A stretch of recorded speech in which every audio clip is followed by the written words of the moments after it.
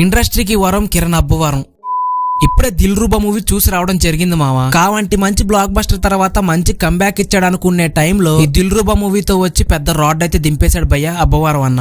ఈ దిల్ రూబా మూవీ మీద movie team ఇచ్చే హైప్ కి, వాళ్ళు ఈవెంట్ లో చెప్పే హైప్ కి, థియేటర్ లో సినిమా చూసిన దానికి ఎలాంటి సంబంధం లేదు భయ్య. హీరో కిరణ్ అబ్బవరం అన్న నుంచి వచ్చిన latest love story movie Dilruba theatre లో రిలీజ్ అయింది ఈ రోజు. మరి ఈ సినిమా యూత్ ఆడియన్స్ ని ఎంతవరకు ఇంప్రెస్ చేసింది, కిరణ్ అన్న మా స్టైల్ ఈ సినిమాలో వర్కౌట్ అయ్యిందా లేదా అనేది ఇప్పుడు తెలుసుకుందాం. First of all story plot ఏంటంటే, సిద్ధార్థ్ అలియా సిద్ధు తన గతంలో జరిగిన కొన్ని సంఘటనల కారణంగా ప్రేమకు దూరంగా ఉంటాడు. కానీ అతని జీవితంలోకి అంజలి అనే ఆమె వచ్చింది. సిద్ధార్థుని ప్రేమలోకి తీసుకురావడానికి ట్రై చేస్తుంది. అయితే సిద్ధు గతంలో జరిగిన ఒక సంఘటన, అంటే ఒక రోజు తాను గౌరవించే తండ్రిని, చిన్నప్పటి నుంచి ప్రేమించిన మేఘనాను కోల్పోతాడు. అలా ఇద్దరు తాను అనుకున్న మనుషులు దూరం అవడంతో సిద్ధార్థ్ వాళ్ళ ఫాదర్ చనిపోవడం అండ్ అతని ప్రజెంట్ ప్రేమ జీవితం మీద ఎఫెక్ట్ చేపిస్తుంది. అసలు ఆ సంఘటన ఏమిటి, అంజలి ప్రేమ సిద్ధుని ఎలా మార్చింది, వీరిద్దరి ప్రయాణం చివరికి ఎలా ముగిసింది అనేది ఈ సినిమా స్టోరీ మావా. ఈ సినిమాలో కిరణ్ అబ్బవరం అన్న తన మాస్ లుక్ తో యూత్ఫుల్ స్టైల్ ను దక్కించుకుంటాడు. హీరోయిన్ రుక్సాన్ తిల్లాన్ రోల్ కు మంచి స్కోప్ ఉండడంతో ఆమె యాక్టింగ్ ఇంప్రెస్ చేసింది. మరో కీ రోల్ లో క్యాంతి డెవిన్ ఆకట్టుకునే ప్రయత్నం చేసింది. అయితే ఆమె రోల్ సరిగ్గా వర్కౌట్ అవ్వలేదు. సత్య, జాన్ విజయ్ వంటి ఆర్టిస్టులను సరిగ్గా యూజ్ చేసుకోలేదు భయ్య. మ్యూజిక్ కూడా సినిమాకు మంచి హైలైట్ గా నిలిచింది. ముఖ్యంగా ఎమోషనల్ సీన్స్, బ్యాక్గ్రౌండ్ స్కోర్ బాగా వర్కౌట్ అయ్యింది. ఇక ఫస్ట్ హాఫ్ లో కామెడీ లవ్ ట్రాక్ డీసెంట్ గా అనిపించింది అండ్ స్టోరీలోని కొన్ని క్లిష్టమైన లాజిక్స్ మిస్ అయ్యాయి. సెకండ్ హాఫ్ లో డ్రామా అంతగా అనిపించలేదు. ఇంటర్వెల్ ఫైట్ ఒకటి ఇంప్రెస్ చేసింది మావా. ఇక క్లైమాక్స్ లో ఉండాల్సిన ఎమోషన్స్ కొంత మిస్ కావడంతో మరో మైనస్ అనిపించింది. టెక్నికల్ గా చూస్తే డైరెక్టర్ టేకింగ్ పరంగా బాగానే ప్లాన్ చేసుకున్న